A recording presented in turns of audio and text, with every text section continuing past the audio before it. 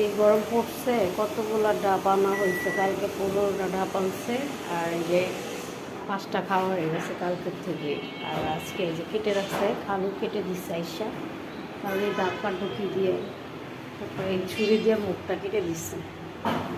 ভালো কাজ করছে, না এটা তো আমাদের মতন সম্ভব না কাটা। তাই যে নাস্তার ভাজা ফেলছি, জন্য জন্য রুটি দিচ্ছি, আর ভাইয়ের জন্য রুটি ভাজা রাখছি।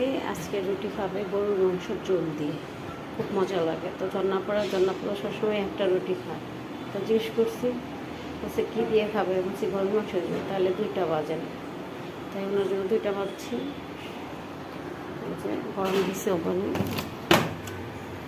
আর যে প্রচণ্ড গরম, আর ডাবের দাম এত প্রচণ্ড বাড়তি ডাব, কারণ সাধারণত মানুষ খেতে পারবে না। একটা ডাব 150 টাকা, 200 টাকা।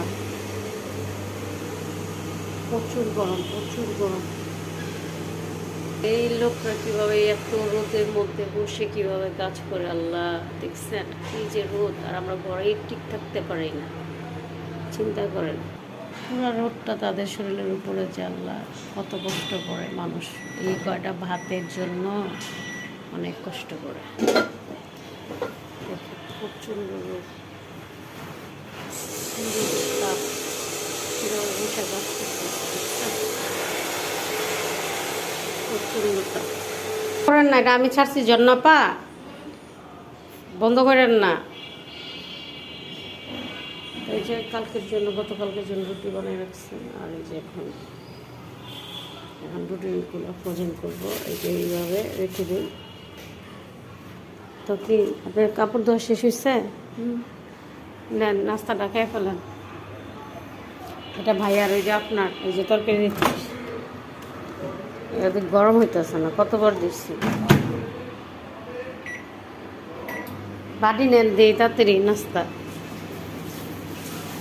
ওই জন্য আবার কাজ শেষ, এখন নাস্তা আর চা খেয়ে তারপরে চলে যাবে। আর আমার তো এখনও রান্না বান্না শুরু করে নেই।